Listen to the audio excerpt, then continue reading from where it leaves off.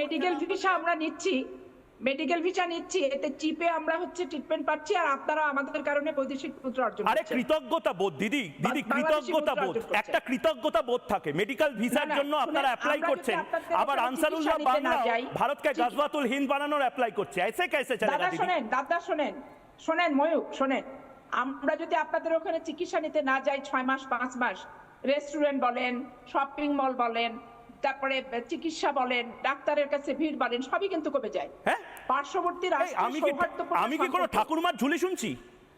মজার গল্প কেউ বলছে? দিদি কি বলছেন? আমাদের দেশটা বাংলাদেশিদের উপর শুধু টিকে নেই, 140 কোটির দেশ, আমরা সারা বিশ্বকে ভ্যাকসিন পাঠাই। দিদি আপনারা তো প্রভুত্ব করছেন।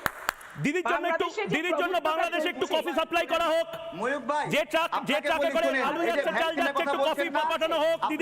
দিদি বুঝতে পারছেন না কার সাথে কথা বলছেন? নির্মূল করতে হবে। আপনাদের ভ্যাকসিন যে ভেজাল ছিল আপনি জানেন, এটা ভুয়া ভ্যাকসিন ছিল। ভারতের দিকে বাংলাদেশ ভারত দখল করতে যায় না, এক এক করে, এবং বাংলাদেশকে নিয়ে ভারতের কোনো বক্তব্য নাই।